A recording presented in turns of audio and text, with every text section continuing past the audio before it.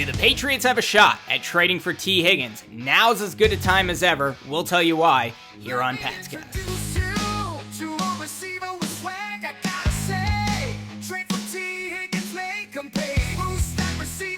Welcome to Patscast.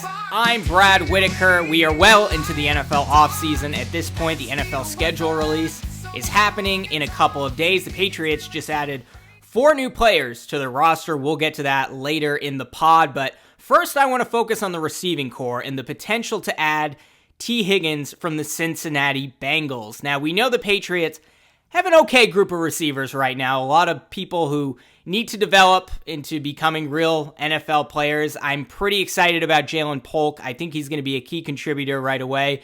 Just as, if not more excited for Javon Baker. I think he has more of a learning curve than Polk, but he has the potential to become that true boundary X. But we don't know how those guys are going to look, at least heading into the season.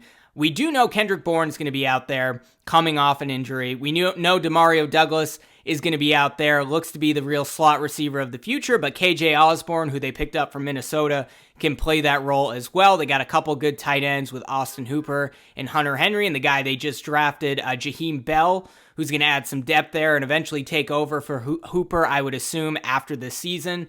But there's no true number one, and this has been an issue for many years now in New England, and maybe Javon Baker can become that guy, maybe Jalen Polk can become that guy right away, but in all likelihood, the Patriots, even if those guys hit, are going to be looking to find that boundary X, that true number one, even if Javon Baker's not quite ready to be in that role, at least in the near future. And that brings up Tee Higgins, who is still having issues negotiating a full contract with the Cincinnati Bengals. Remember, a few months ago, they put the franchise tag on him, which allowed the Bengals to negotiate potentially a long-term deal up until July 15th. However, it looks like at this point, the Bengals really are showing no interest right now. They have him franchise tagged. He's kind of on the trade block. Higgins has asked for a trade. He's very unhappy, and many are arguing that Higgins has a chance to file a grievance with the NFL because the Bengals really have showed no real intention on actually signing him to a long-term deal, which means they may be looking to trade him. And there was a lot of talk about the Patriots potentially trading for Higgins before the draft took place. There was also talk about Brandon Ayuk or Deebo Samuel. Could those guys be traded from San Francisco? They drafted a receiver in the first round. It looks like, as of right now, Kyle Shanahan and who's the GM, John Lynch out of San Francisco, have no intention. They're going to run with that receiving core for at least another season. But that leaves Tee Higgins right now with the potential after the draft to be traded to a team like the New England Patriots. And FanSided Cameron Ellis wrote an article recently about what a potential trade package for Tee Higgins might look like. And Patriots going to have to give up a lot for him, right? But they would only make this deal if Higgins had the full intention of signing a long-term deal with the Patriots. Patriots are not going to make a trade for a 1-year rental of Tee Higgins, as much as he may help in that single year. But in this deal, has the Cincinnati Bengals receiving for Tee Higgins a second-round pick for 2025. Remember, everyone thinks the Patriots are going to be bad, so that's basically seen as a late first-round pick. You can probably get a lot of good receivers. There's a lot of great receivers coming out of these drafts. First-round talent that falls to the second or third round, that's a pretty good draft pick to get for a guy that you're only going to have for a year. A 2025 fifth-round pick and a 2026 sixth-round pick. So the Patriots would be giving up 2 draft picks heading into the 2025 NFL draft and then a future sixth the year after. I think that's a pretty good deal for a guy like Tee Higgins. Is that going to be enough for a team like Cincinnati? I'm not sure, but as we've said, and we've talked about this with a lot of star wide receivers, we talked about this with Justin Jefferson. People in the comments telling me, no way, you're going to have to trade 3 future firsts for Justin Jefferson. It's like, no. I don't care how good Justin Jefferson is. You have him on a 1-year contract, so that brings his value way down. So the Bengals are going to be looking to get whatever they can in return, but that's going to be baked into it, the fact that they have no intention on signing Tee Higgins to a 1-year deal. So they're trading a pick for the value of Tee Higgins for a single year, even if the Patriots intend on signing him to a 3 or 4 year contract after they acquire him via trade. But again, that's a 2025 second rounder, which is essentially a late first round pick in today's NFL with all the receiving talent coming out of today's 7-on-7 heavy, talented wide receiver college classes that come out every year, a 2025 fifth round pick, and a 2026 sixth round pick. Now, if that's not enough, you could just throw a first round pick in there, right? Not throw it in there in addition to all those picks. You just say, hey, we're going to trade Tee Higgins for our first round pick next year and see what happens. I don't think the Bengals would turn that down. Now, do I think the Patriots would do that? Probably not, and they probably should not, because as I went over on the podcast last week, Patriots have an enormously challenging strength of schedule. We don't know the full schedule yet, but we know who the Patriots are playing next season, and it looks like they're going to be underdogs in 17 games. Now, I don't see it playing out that way. There's a lot of parity in the NFL. Good team one year, bad team the next. Teams flip around like crazy. Their strength of schedule right now is the second highest in the league. It may not land that way. It may land at like 20th or something like that when all is said and done. But right now, the interpretation is the Patriots are in rebuild mode. They're probably going to win 4 or 5 games this next season. They have a tough schedule. So if it is a 2025 second round pick, that is very valuable to a team like the Bengals, losing their second best receiver, Tee Higgins. They could dip in at wide receiver, double dip with that extra 5th round pick the Patriots would give them. But if that's not enough, you could trade next year's first round pick, and that's it. And then just bet, like, hey, we're going to be a good team this year. Hopefully that's a late first round pick. Bengals would be very happy with that because they think they're going to get a high draft pick. Again, I would be very cautious about doing that. Maybe you could do like a 2026 first round pick, and then you have a couple years after they drafted Drake May. Patriots, they think will still be rebuilding. Bengals still think there's probably some value there. The Patriots think there's less value because they're going to be a better team. I don't know. But maybe you don't have to give up next year's second. You give up the following year's first. There's a lot of ways you can slice it and dice it. But overall, that 2025 second round pick, which is what is included in this fan-sided story, is a pretty high value, and I think the Bengals would probably bite at that, especially if they got some additional picks for compensation. And knowing that, hey, Patriots might be the worst team in the league next year. That could be the 33rd overall pick. And then we're off and running because we can get a pretty damn good receiver early in the second round. Patriots would go, well, I think we're better than that. Hopefully it's a middle to late second round pick. We're a playoff team, and Bengals, you're screwed. We'll see if that's how it plays out, but ultimately, I think a guy like Tee Higgins would elevate that receiving core and make life easier for everybody. And that's the really great thing about it is, yeah, you look at who they have right now. Jalen Polk, Javon Baker, who they drafted, both those guys.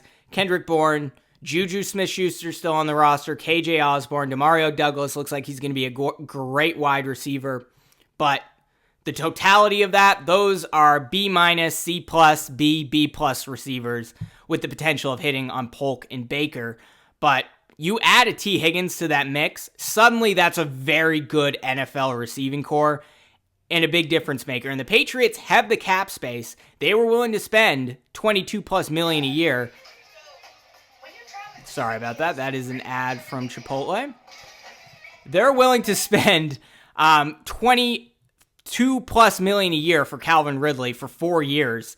And if they're willing to spend that for Calvin Ridley, then they're probably willing to spend $25+ million a year for Tee Higgins, and you already have him on the roster. Maybe you could get him at a discount for a 3 to 4 year deal. And the good thing about that is if you hit on Jalen Polk and or Javon Baker, let's say you have Tee Higgins for a season under his current contract and you extend it another 3 years at $25 million a year. When that contract runs out, if Javon Baker hits or Jalen Polk hits and they become a true number one wide receiver, one or both of those guys, then you let Tee Higgins walk, and then you have the money to really fork over to Baker and or Polk, and there you go. Now suddenly you have some continuity there, and those young guys have developed into hopefully stars.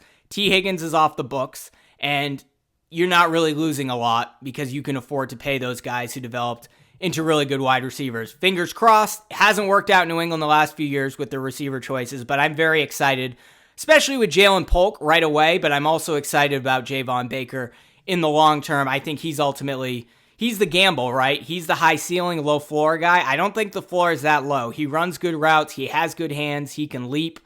I think he could contribute right away and turn into a true star.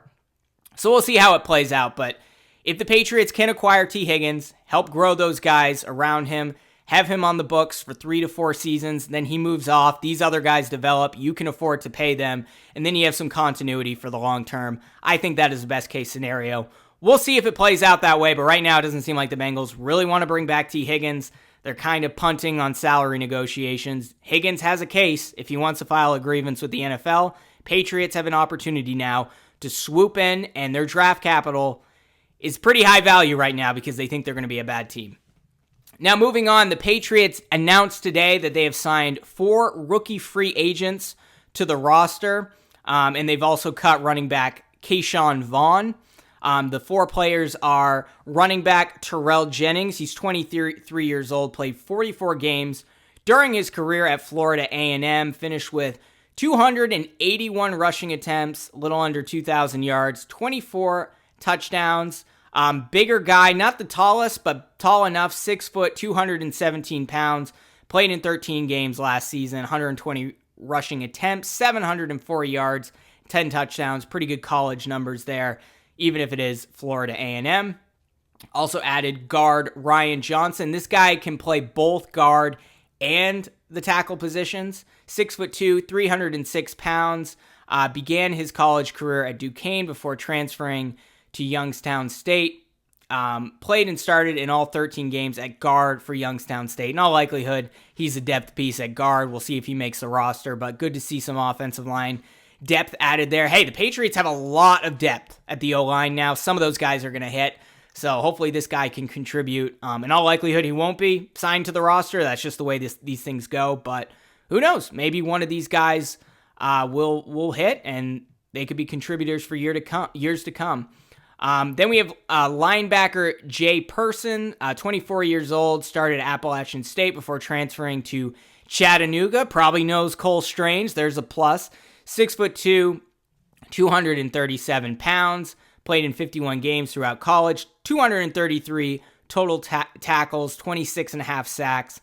6 passes defended, 9 forced fumbles, and 3 fumble recoveries. He played 12 games last year with 56 tackles, 9.5 sacks. Hey, that's a good number.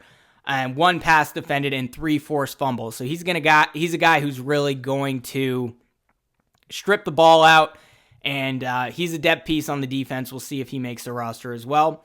And then this guy I'm really excited about, Australian defensive end Jotham Russell. He is 20 years old, young guy, an Australian rugby player. This feels like a Belichick signing, right? Who is converting to defensive end.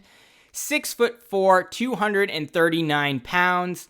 Played for the Currumbin Eagles and the Tweed Seagulls under-21 team and was selected for the NFL's International Player Pathway Program. So I believe there's something where there's like an international pathway where teams can get an exemption to carry him in an extra spot on the roster. So rugby player, learning football, don't know how it will play out, but these things have worked, at least under Bill Belichick in New England. So I'm most excited about this guy. He's only 20 years old, so he's young, still got that young brain, going to be able to learn things a little bit quickly. We've seen it work before with rugby players in the past, and coming from Australia, we'll see how it plays out with Jotham Russell. But that's it for this episode of Pat's Cast. Be back the rest of the week with more Patriots coverage. You're watching on YouTube. Be sure to like this video, subscribe to the channel, or hit that notification bell, or subscribe if you're listening on Spotify or on Apple Podcasts. We'll be back the rest of the week.